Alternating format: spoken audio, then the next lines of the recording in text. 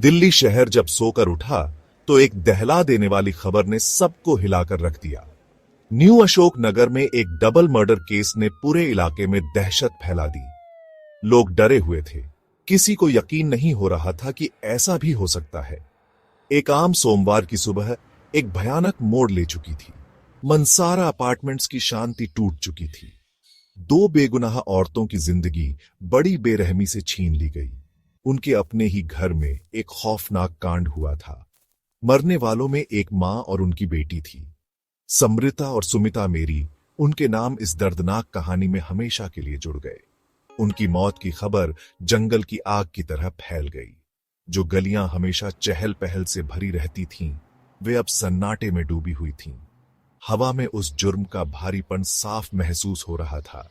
सबके मन में एक ही सवाल था, ऐसा घिनौना काम कौन कर सकता है। 25 साल की समृता मेरी एक जिंदा दिल लड़की, जिसके सपने आसमान छूते थे। होटल मैनेजमेंट की पढ़ाई पूरी करके वो अपने सपनों को पूरा करने के लिए तैयार थी। एक मशहूर 5 सितारा होटल में इंटर्नशिप उसकी कामयाबी की सीढ़ी थी। उसकी मां सुमिता मेरी उसकी सबसे बड़ी ताकत थी। 45 साल की उम्र में वो सादगी और मजबूती की मिसाल थीं। सालों पहले अपने पति को खो देने के बाद सुमिता ने अपनी बेटी के लिए जीना शुरू कर दिया था। एक इवेंट मैनेजमेंट कंपनी में वो दिन रात काम करती थीं ताकि समृता को अच्छी जिंदगी दे सके। मां बेटी का रिश्ता बहुत ही मजबूत था। वो दोनों हाल ही में केरल से दिल्ली आई थीं, एक बेहतर भविष्य की तलाश में। उन्हें क्या पता था कि किस्मत ने उनके लिए इतना बड़ा धोखा लिखा है। मनसारा अपार्टमेंट्स में उनका घर उनकी दुनिया थी। यह उनके प्यार और सपनों का प्रतीक था। और अब यही घर एक दर्दनाक जुर्म का गवाह बना था। जिन दीवारों ने कभी हंसी की आवाजें सुनी थीं, वे अब एक भयानक त्रासदी की खामोश गवाह थीं। जांच के दौरान पुलिस को एक संदिग्ध मिला, विक्रांत नागर, जिसे विनय के नाम से भी जाना जाता था। वो मेरी परिवार के लिए कोई अनजान नहीं था। दरअसल वो समृता का करीबी दोस्त था, लेकिन उनका रिश्ता जितना दिखता था उससे कहीं ज्यादा उलझा हुआ था। अपनी शुरुआती बिस्वां दशा में विक्रांत ने मॉडलिंग में हाथ आजमाया था। वो साउथ दिल्ली के अमर कॉलोनी का रहने वाला था। दुनिया के सामने वो एक आकर्षक और मिलनसार इंसान था, लेकिन अंदर ही अंदर वो एक खतरनाक इंसान था। समृता और विक्रांत सालों से दोस्त थे। हालांकि हाल ही में उनकी दोस्ती में दरार आ गई थी। समृता खुद को विक्रांत से दूर करने की कोशिश कर रही थी, जो उसे बिल्कुल पसंद नहीं था। धीरे धीरे लोगों ने विक्रांत के जुनून और समृता के लिए जलन के बारे में बातें करनी शुरू कर दी थीं। मेरी परिवार के घर पर उसकी लगातार आवाजाही पड़ोसियों की नजरों से बच नहीं पाई थी। क्या उनकी दोस्ती एक खतरनाक मोड़ ले चुकी थी? जो नजारा पुलिस वालों ने देखा वो रूह कंपा देने वाला था।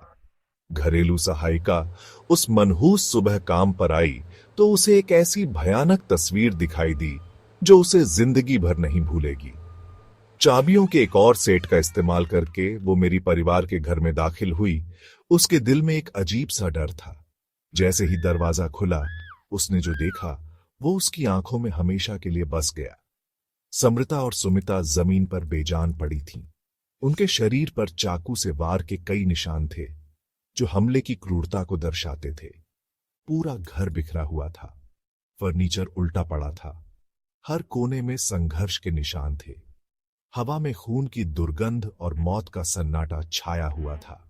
घरेलू सहायिका की चीखें सुबह की शांति को चीरती हुई गूंज उठीं, और पड़ोसियों को उस भयानक जुर्म के बारे में पता चला जो उनके बीच हुआ था। डबल मर्डर की खबर से पूरे शहर में हड़कंप मच गया। पुलिस ने अपनी पूरी ताकत से जांच शुरू कर दी, अपराधियों को सजा दिलाने की ठान ली। समय कम था और हर पल कीमती था। मुख्य संदिग्ध विक्रांत नागर गायब था। उसके गायब होने से उस पर शक और गहरा गया। पुलिस उसके पीछे लगी हुई थी, उसकी हर हरकत पर नजर रख रही थी। चोरी की गई कार, जो केस में एक अहम सुराग थी, अभी भी गायब थी। पुलिस हर पहलू की जांच कर रही थी, कोई कसर नहीं छोड़ना चाहती थी। दबाव बढ़ता जा रहा था, शहर की निगाहें उन पर टिकी हुई थीं। और फिर एक बड़ी कामयाबी मिली। विक्रांत को जयपुर के पास पकड़ा गया जब वो भागने की कोशिश कर रहा था। कानून के लंबे हाथ ने आखिरकार उसे दबोच लिया था, लेकिन मामला अभी खत्म नहीं हुआ था। जैसे जैसे जांच आगे बढ़ी, एक परेशान करने वाली तस्वीर उभरने लगी। लग रहा था कि हत्याओं के पीछे का मकसद विक्रांत का जुनून और जलन था। ऐसा लगता था कि समृता विक्रांत के दबदबे से तंग आ चुकी थी। वो खुद को उससे दूर करने की कोशिश कर रही थी, उसकी जकड़न भरी मौजूदगी से मुक्त जीवन चाहती थी। हालांकि विक्रांत आसानी से हार मानने वालों में से नहीं था। उसने अपने आसपास झूठ का जाल बुना था, खुद को अनाथ और ड्रग्स का आदी बताया था ताकि समृता को उस पर तरस आ जाए। हालांकि उसका असली चेहरा बहुत ही खतरनाक था। जलन में डूबे हुए विक्रांत ने सबसे घिनौना काम किया था।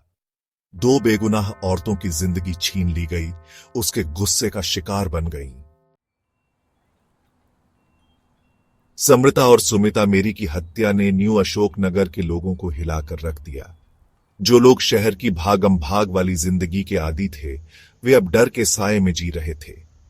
जुर्म की क्रूरता ने उन्हें अंदर तक हिला दिया था। यह सोचकर ही रूह कांप जाती थी कि ऐसा भयानक कांड उनके बीच हो सकता है। जो गलियां कभी रौनक से गुलजार रहती थीं, वे अब सन्नाटे में डूबी हुई थीं। मां बाप अपने बच्चों को पहले से ज्यादा सहलाने लगे थे।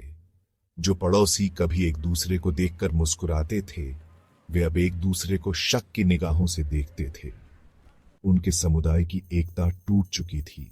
इस घटना ने शहर में जिंदगी की नाजुकता को उजागर किया। इसने सुरक्षा की जरूरत, सभी के लिए एक सुरक्षित माहौल की जरूरत पर जोर दिया। विक्रांत नागर की गिरफ्तारी से लोगों को थोड़ी राहत मिली, लेकिन न्याय की लड़ाई अभी खत्म नहीं हुई थी। दुख और गुस्से से भरा समुदाय अपराधी को कड़ी से कड़ी सजा देने की मांग कर रहा था। समृता और सुमिता मेरी की यादें अमर रहीं। उनकी दुखद मौत जहरीले रिश्तों और बेकाबू गुस्से के भयानक नतीजों की याद दिलाती रहीं। न्याय के पहिए घूमने लगे। विक्रांत के खिलाफ पुख्ता सबूत थे। पीड़ित परिवारों के लिए यह मुकदमा एक दर्दनाक अनुभव था, जिसमें जुर्म की हर बात उनके पुराने जख्मों को ताजा कर रही थी। आखिरकार न्याय हुआ। विक्रांत नागर को दोषी पाया गया और उसे उम्र कैद की सजा सुनाई गई। हालांकि समृता और सुमिता को वापस तो नहीं लाया जा सकता था, लेकिन उनकी यादें हमेशा एक मिसाल बनी रहेंगी, जो समाज को हिंसा की बुराइयों का सामना करने और कमजोर लोगों की रक्षा करने के लिए प्रेरित करती रहेंगी।